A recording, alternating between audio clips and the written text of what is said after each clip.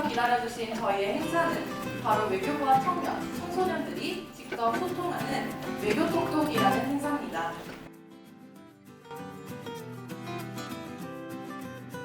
요즘은 문과는 취업도 안 된다는데 내가 뭐 어떻게 될지도 모르겠고, 이런 상황에서 시험을 보다 보면 아, 나는 부모님의 등골을 빨아먹고 있구나, 이런 생각이 자꾸 들거든요.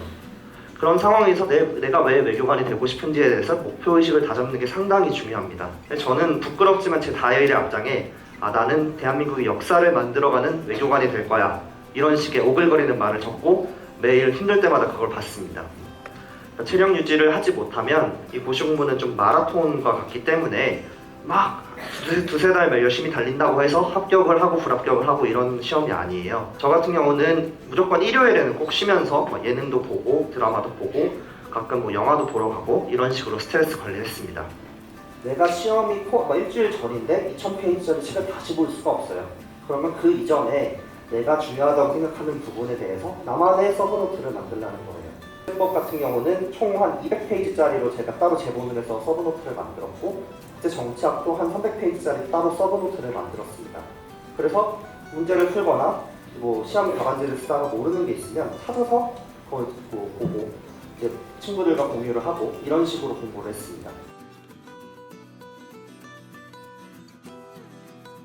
1차는 객관식 필기시험인데 영어가 영어 검정 능력 시험으로 대체됨으로써 현재는 국어, 한국사, 헌법, 국제정치학, 국제법, 그리고 제2외국어 총 6개, 즉 120문제를 120분 동안 풀어야 하는 그런 과정입니다. 이 필기시험에 합격하시면 이제 2차 면접시험이 있을 거고, 면접시험에서 최종 합격하면 15주간의 국립외교원에서의 연수 과정을 거친 후에 외교부로 최종 입부하게 됩니다. 이런 곳에서 다 같이 모여서 10분 동안 개별 면접 과제라는 걸 작성을 해요. 근데 이게 뭐냐면 A4용지에 2가지 문제가 있어요. 거기에 대한 답을 A4용지에 쓰는 거예요. 1번은 이제 본인이 공직자라고 가정을 했을 때 공직 생활을 하면서 겪게 되는 그런 가정 상황들이 나와 있어요. 그래서 본인은 이런 경우라면 어떻게 판단을 내릴 것인가, 그리고 그에 대한 이유는? 이라는 질문에 대한 본인의 생각을 적어요. 그리고 2번은 그냥 경험 제시형 문제예요. 많이들 있는 거 있잖아요. 사회생활을 하면서 갈등을 극복했던 경험을 말해보시오. 이런 것들. 그래서 2가지 문제에 대한 답을 쓰고 제출을 하면 오후에 진행되는 개별 면접에서 그 2가지 문제를 토대로 개별 면접이 진행되는 겁니다. 그리고 그게 끝나면 이제 오전 시간에는 1시간 동안 집단 토의가 진행이 되고, 그리고 점심을 먹은 다음에는 PT 면접과 개별 면접이 시작이 되는데, 친구들 보면은 면접 스터디 서너 개를 하고 많이 하고 하는 친구들이 있는데, 그런 방법이 본인에게 도움이 되면 좋지만 저는 개인적으로는 하나에서 2개 정도 하면서 개별적인 시간에는 공직 가치 같은 것들 스스로 공부하면서 내재화하는 그런 그런 시간을 갖는 것도 진짜 중요하다고 생각하기 때문에 면접 스터디를 무조건 많이 하는 것보다는 개별적인 시간을 투자해서 본인의 공직 가치라든지 그리고 자신의 경험 같은 것들을 쭉 정리하는 것도 좋은 방법입니다. 자, 그러면 지금부터는 외교관분들과 외교관에 대해서 또 외교부에 대한 이야기들을 나눠보도록 하겠습니다.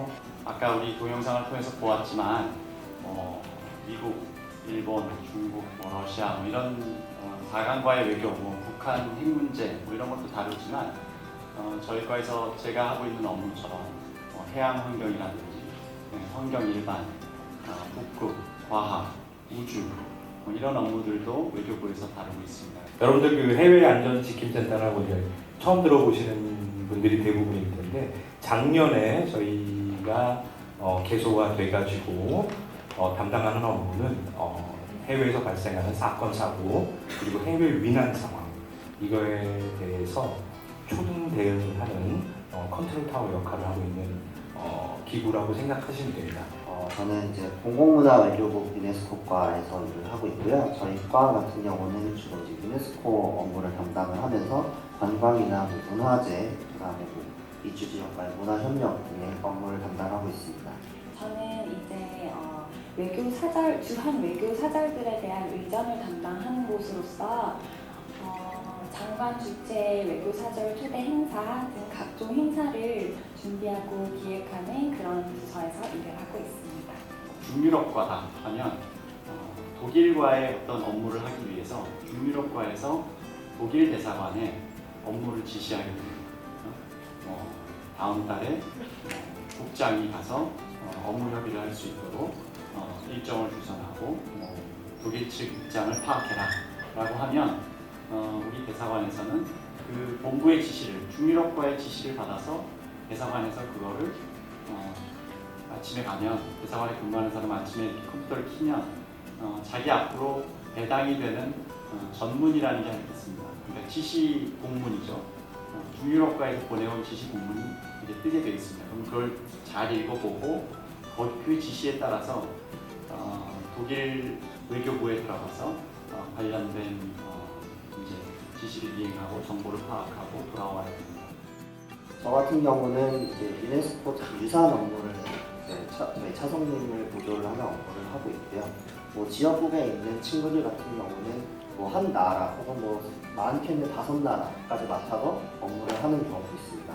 그래서 정확히 신입 직원이 헌법을 보면은 최근에 제 앞으로 정보공개 청구가 하나 들어왔는데 처음에는 이걸 보고 이걸 어떻게 해결해야 하나, 이걸 과연 외교부가 가지고 있는 정보일까, 어떻게 해야 하지 망설여졌는데 그냥 국가법령정보센터에 들어가서 정보공개 청구에 관한 법률, 시행령, 시행규칙을 프린트해서 이렇게 살펴보니까 나름대로의 그런 판단력이 생기더라고요. 그래서 이게 헌법을 그래도 공부를 했기 때문에 조금 그래도 도움이 되는 것 같다라는 생각을 했고